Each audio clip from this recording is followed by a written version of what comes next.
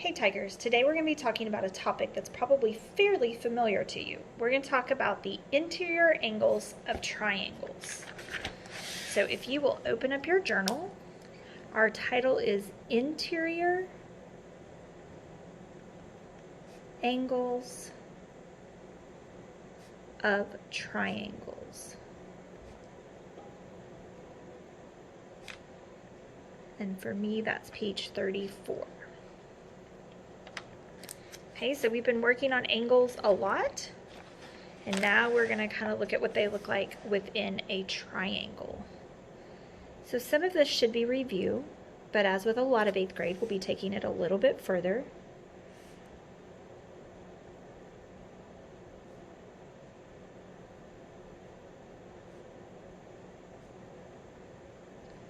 Okay, so get your title at the top of your page. And then the first thing that we're going to write is the sum of the angles. So hopefully you remember that the sum of the angles of a triangle is 180 degrees. This is going to be super important for this entire section of the unit. So make sure that you know that it's 180 degrees. So I'm just going to sketch a quick triangle, and we're going to label our angles A, B, and C. And as a reminder, the measure of angle A plus the measure of angle B plus the measure of angle C equals 180. Okay, so that's how we'll be solving these. They work like equations. All right, so let's go ahead and get into a couple examples. So when you start out, they can be relatively simple. Just sketch a triangle again. I don't know that my angle measurements are going to be accurate, but they're just what I'm filling in, okay? So 30 degrees, 80 degrees, and X. Yes, you can just take 180 and subtract 80 and 30 and get your answer, but I'm going to go ahead and model how to do it with an equation, because some of these are going to get more complicated as we go. Okay, so remember that we combine our like terms. So that would give us x plus 110. And then when we solve our equation, we're going to subtract 110 from each side. And we're left with x equals 70.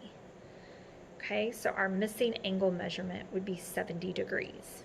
So this one would be 70 degrees. Okay? All right, so that was the simple, easy breezy. Now let's look at what happens when they get just a little bit more complicated. I sketch another triangle. And I'm making it a little bit bigger so that I can fill in some of the information that I need. So this angle is going to be x.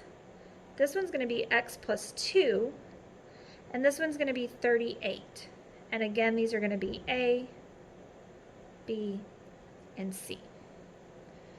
Okay, so this time we're going to have x plus 2 plus 38 equals 180. So I'm going to combine my like terms, and I get 2x, and I have a positive 2 plus 38, so that's plus 40 equals 180. And then I'm just going to solve my equation. Subtract 40 from each side.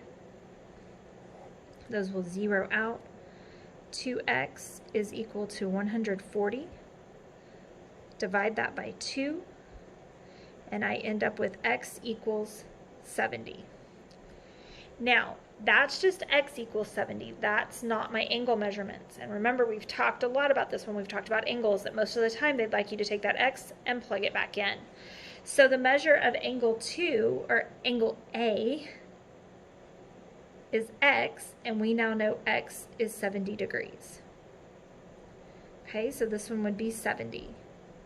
Then the measure of angle B is x plus 2, so that's 70 plus 2, which is 72 degrees. So this angle would be 72 degrees. And then the measure of angle C they gave us was 38 degrees. So if we wanted to make sure that we had done everything accurate, we would simply add 70 plus 72 plus 38 to verify that that does equal 180 degrees.